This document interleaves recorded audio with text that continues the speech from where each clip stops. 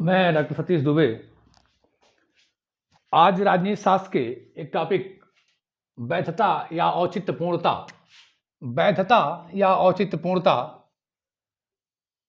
के साथ आया हूं इस टॉपिक पे डिस्कस करने के लिए आपसे। इसको अंग्रेजी में लेजिटिमस वैधता औचित्यपूर्णता को लेजिटिमेसी कहते हैं। LEGITIMACY legitimacy LEGITIMACY। यह लैटिन के वैधता या लेजिटिमेसी लैटिन के लेजिटिमस से आई है। LEGITIMUS लेजिटिमस LEGITIMUS लेजिटिमस। तो वैधता या औचित्यपूर्णता, जिसे हम अंग्रेजी में लेजिटिमेसी कहेंगे, LEGITIMACY लेजिटिमेसी, लैटिन के लेजिटिमस LEGITIMUS लेजिटिमस से आया है, जिसे मध्यकाल में लेजिटिमिटास कहा गया और आगे चल के अंग्रेजी में इसे लॉफुल कहा गया। लॉफुल यानी वैधानिक, कानूनी, वैधानिक या कानूनी। तो अंग्रेजी में इसे लॉफुल कहा गया, जिसे वैधानिक या कानूनी कहा गया। वैधता लिप्सेट का मानना है, लिप्सेट का मानना है किसी विशिष्ट लोकतंत्री व्यवस्था में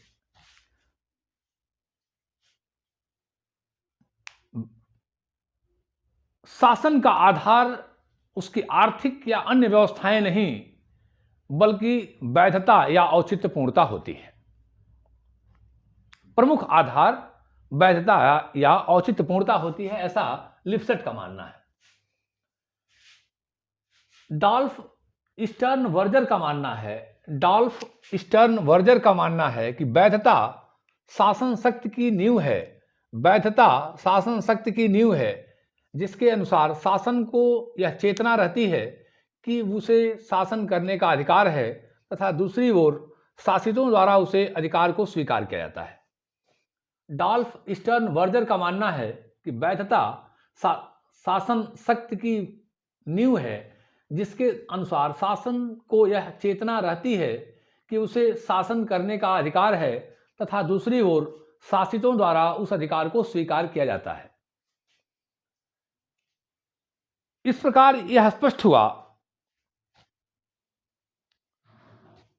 कि वैधता या औचित्यपूर्णता जनसहमति है। शासन या सत्ता को, सरकार को जनसहमति है। जब जनता स्वेच्छा से अपनी सहमति दे दे सरकार को, उसे स्वीकार कर ले, और यह वैधता जनता के मूल्यों पर, विश्वासों पर, विचारों पर, भावनाओं पर आधारित होती है, और जनता स्वेच्छा से, बिना किसी दबाव के, बिना किसी भय के, लालच के, लोभ के, दबाव के अपनी सहमति सरकार को देती है, सत्ता को देती है। तो ऐसी शासन सत्ता को वैधता प्राप्त हो जाता है। जनसहमति वैध शासन का सार है। जनसहमति वैध शासन का मूल तत्व है। जनसहमति वैध शासन का आधार है। सहमति शासन का आधार है। वैध शासन का, वैध सरकार का, वैध सत्ता का सहमति। और यह सहमति बिना किसी भय के, दबाव के, हिंसा के, लालच के जन सामान्य द्वारा सरकार या सत्ता को दिया जाना चाहिए, प्राप्त होना चाहिए। इसमें शासन करने वाले को यह चेतना रहती है कि हमें शासन करने का अधिकार है, और शासित को यह रहता है चेतना कि हमको इनके द्वारा शासित होना है। ये दोनों को उनके मन में भाव होते हैं, दोनों उससे निश्चिंत होते हैं। वैधता दोनों के ऊपर पुष्टि कर देता है कि भाई आप शासन कर रहे हो, आपको शासन करने का अधिकार है, और आप शासित हैं तो आपको शासित होने का स्वरूप आपको स्वीकार करना पड़ेगा। तो वैधता दोनों के लिए ठीक है, दोनों का रास्ता क्लियर कर देती है।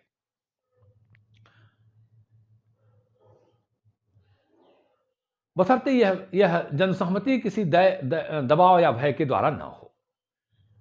तो इस तरह से लिप्सेट का एक और बहुत अच्छा मानना है कि शासन शक्ति का चाहे किसी भी शासन शक्ति में चाहे कितनी भी अच्छी आर्थिक व्यवस्था हो, राजनीतिक व्यवस्था हो, लेकिन उसका निर्भरता, उसका आधार वैधता या औचित्यपूर्णता है।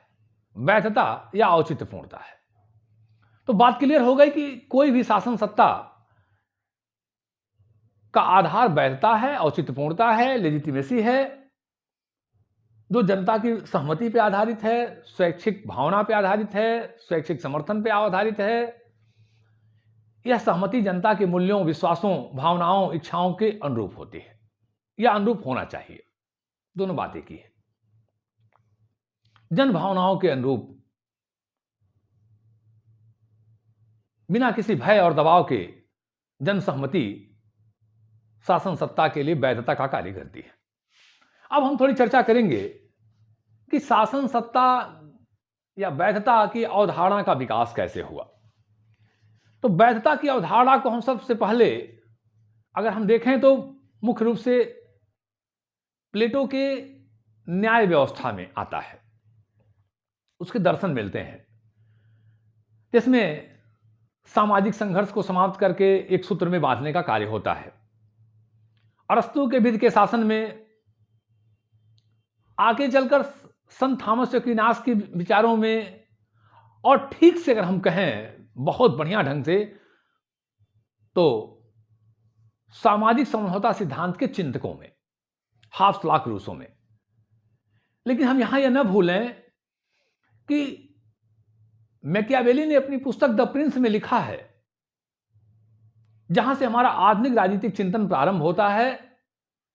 मैकियावेली ने लिखा है, जिसने धर्म को नैतिकता और नीति से अलग कर दिया, राजनीति को, धर्म, नैतिकता, नीति से राजनीति को अलग कर दिया।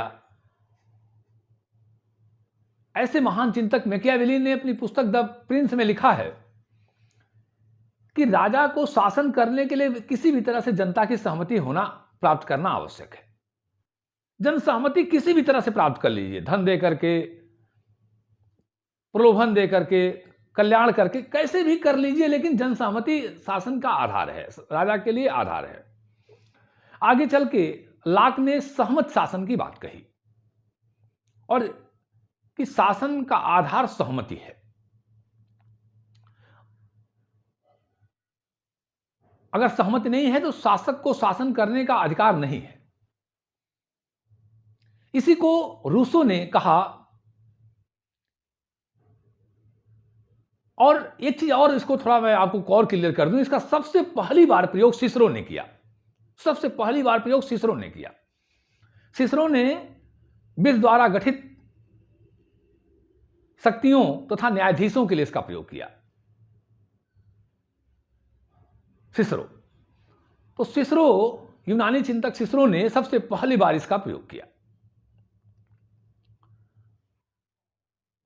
तो सिसरो ने इसका सबसे पहली बार प्रयोग किया, लेजिटिमस शब्द का, वैधता शब्द का, औचित्यपूर्णता का। यह बहुत आवश्यक था बताना। अब हम फिर आते हैं कि रूसो ने जो सामान्य इच्छा की बात किया, तो उन्होंने कहा कि संप्रभुता जन भावना पे निर्भर है, जन इच्छाओं पे निर्भर है। संप्रभुता जन भावनाओं पे, जन इच्छाओं पे निर्भर है। सरकार जनता के इच्छाओं की, यानी सामान्य इच्छा की सेवक है। जनता की वाणी देववाणी है, और शासन सत्ता जन सहमति पर आधारित है। रूसो ने इस वैधता को और ज्यादा एकदम पुष्ट कर दिया कि जन सहमति पर आधारित है।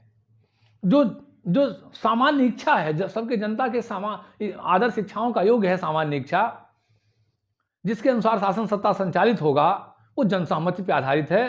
अर्थात सरकार कितना भी हो, लेकिन वो सब कुछ होते हुए भी जन भावनाओं पे, सामान्य इच्छा पे, जनता की भावनाओं पे आधारित है, उसकी सेवक है। तो वैधता या औचित्यपूर्णता का विकास आज तो लोकतंत्र का बहुत बड़ा आधार है, सबसे बड़ा आधार है जनसहमति। तो ये बहुत लंबा इसका विकास हुआ है। इसकी सबसे पहली शुरुआत सिसरो ने किया था। वैधता की अवधारणा का विकास सिसरो से शुरू होता है। सिसरो ने इसका पहली बार प्रयोग किया। जो रोमन चिंतक हैं,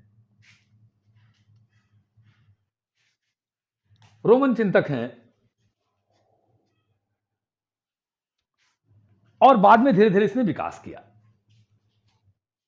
तो रोमन चिंतक सिसरो से शुरू हुआ और इसका एक लंबा विकास हुआ, जो लाक और रूसो से मजबूत होते हुए आज लोकतंत्र का आधार हो गया। अब हम चर्चा करेंगे कि वैधता की विशेषता है।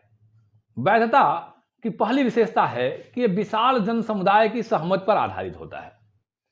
वैधता के लिए आवश्यक है कि बहुत बड़ा जनता का भाग, बहुत मैक्सिमम से मैक्सिमम, अधिक से अधिक भाग उसे अपनी सहमति प्रदान करे। विशालता हो, बहुत नाम मात्र कोई छूट रहा हो, एकदम जितना ज्यादा से ज्यादा जनता, अधिक से अधिक जनता उसे अपनी सहमति प्रदान करे। जनता को यह लगे कि शासन हमारी भावनाओं के, हमारी इच्छाओं के, हमारे मूल्यों के, हमारे हित के लिए है, हमारे कल्याण के लिए है, और उसे अपनी सहमति प्रदान करे। तो विशाल जन समुदाय की सहमति पर आधारित होता है। दूसरा, शक्ति को सत्ता में परिवर्तित करने वाली धारा। शक्ति को सत्ता में परिवर्तित करने वाली धारा। वैधता शक्ति को सत्ता में बदल देती है। कोई व्यक्ति शक्ति के बल पे शासन सत्ता में आ गया, कोई समूह आ गया, और जब जनता उसे अपनी स्वीकृति दे देती है तो सत्ता उसकी स्वीकार हो जाती है, वो शक्ति सत्ता में बदल जाती है।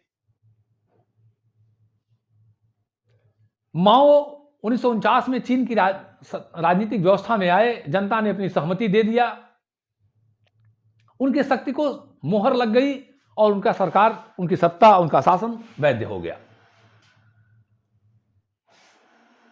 लोगों के मूल्यों एवं विश्वासों पर आधारित वैधता, औचित्यपूर्णता लोगों के मूल्यों पर, विश्वासों पर, भावनाओं पर, इच्छाओं पर, परंपराओं पर, रीति रिवाजों पर आधारित होता है।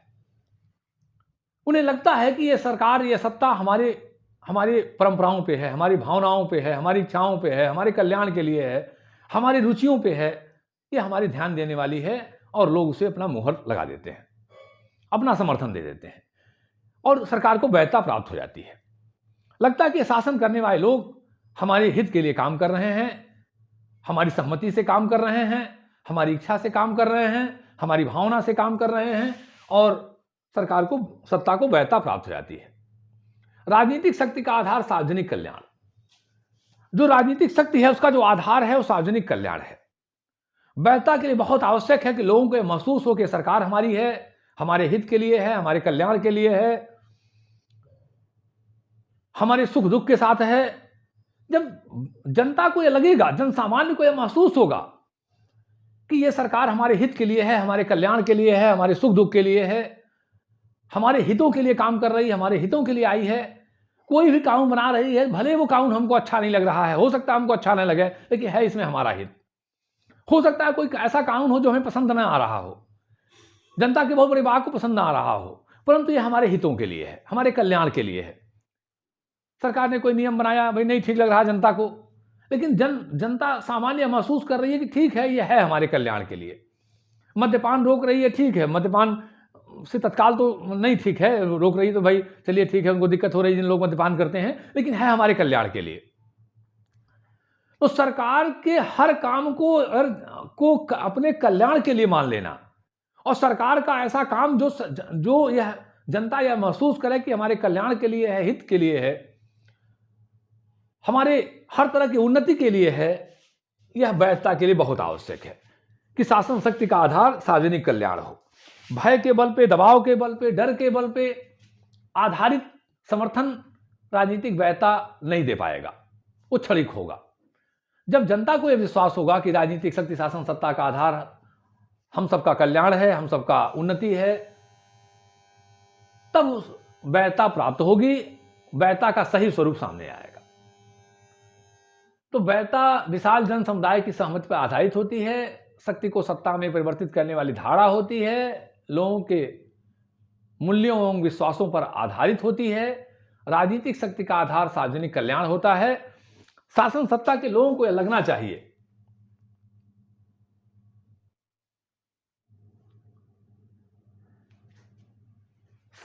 कि हमें जनता का समर्थन प्राप्त है, हम वैध सरकार हैं, जनता के हित में काम करें, जनता के कल्याण में काम करें, और जनता को यह महसूस होना चाहिए कि जो कार्य हो रहे हैं वो हमारे हित के लिए हैं, हमारे कल्याण के लिए हैं, सभी के हित के लिए हैं।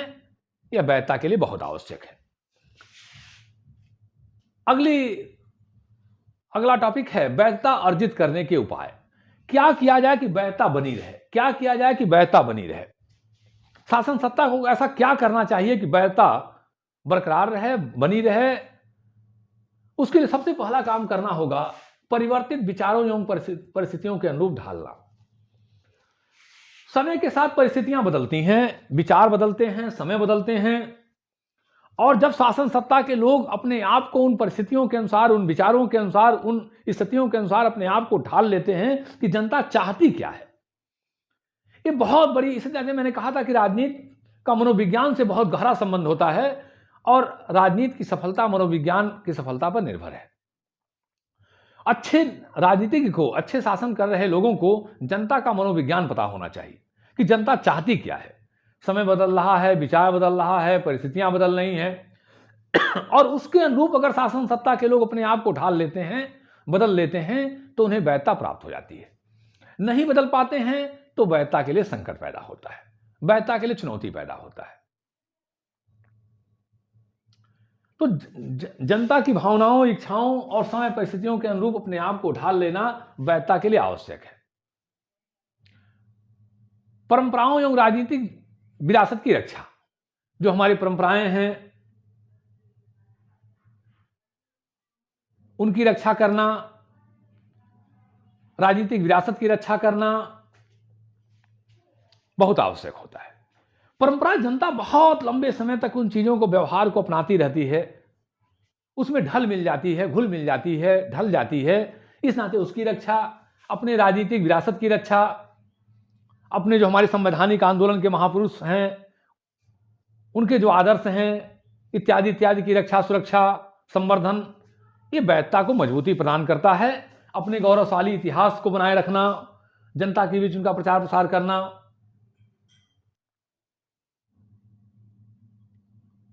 आपने देखा होगा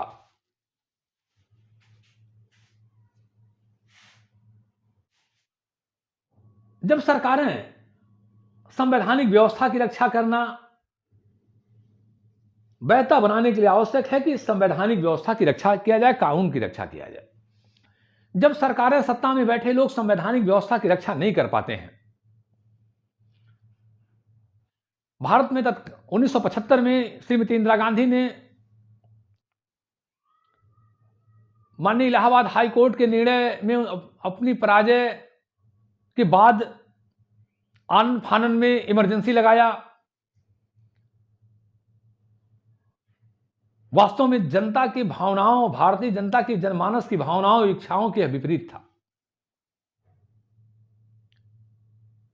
सारी सरकारी मशीनरी का प्रयोग करके जनता को दबाने का प्रयास किया, पूरे देश में इमरजेंसी लगा दिया। 77 में आम चुनाव हुए और जनता ने ऐसी सरकार को उखाड़ फेंका, क्योंकि वो जनता की भावनाओं, इच्छाओं के अनुरूप नहीं थी, अपनी संवैधानिक व्यवस्था की रक्षा नहीं कर पा रही थी, देश के संवैधानिक व्यवस्था की रक्षा नहीं कर पा रही थी, नियमों और कानूनों के विरुद्ध जा रही थी। जनमानस को विश्वास हो गया कि सरकार नियम और कानून के विरुद्ध है और जनता ने उखाड़ फेंका।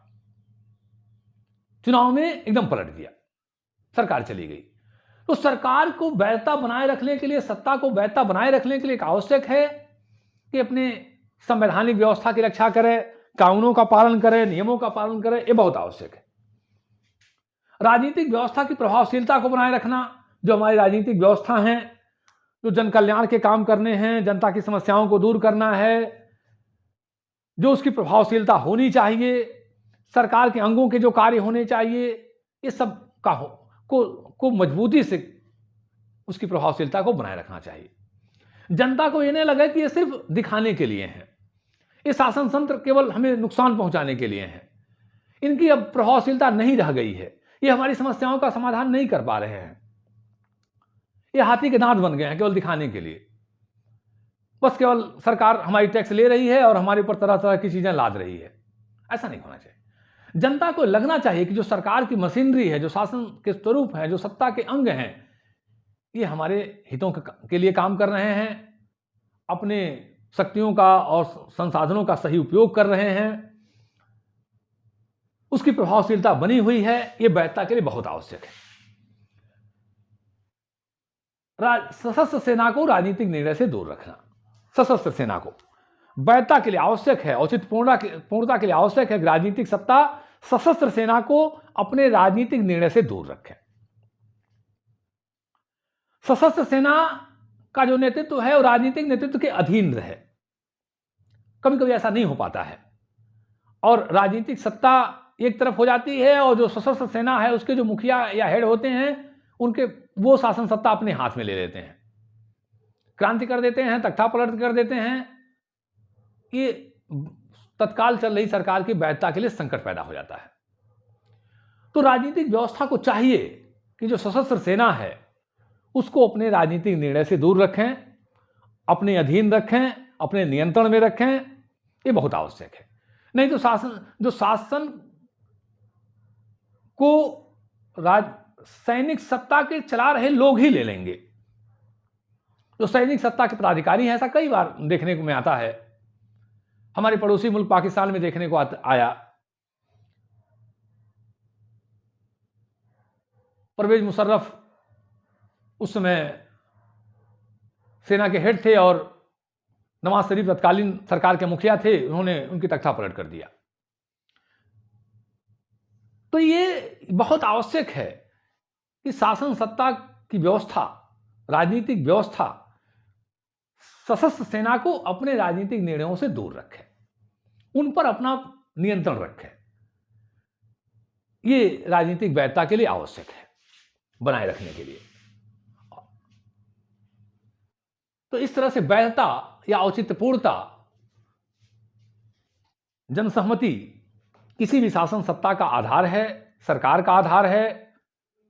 बिना उसके कोई भी शासन सत्ता चलाई नहीं जा सकती है। यह वैधता बिना भय के, बिना दबाव के, बिना लालच के, स्वेच्छा से जनसहमति हो, जनता अपना समर्थन दे, उसे विश्वास हो कि यह सरकार हमारे हित में है, हमारे कल्याण में है। इस तरह से वैधता या औचित्यपूर्णता वैध शासन का आधार है, केंद्र है, महत्वपूर्ण है। जय हिंद।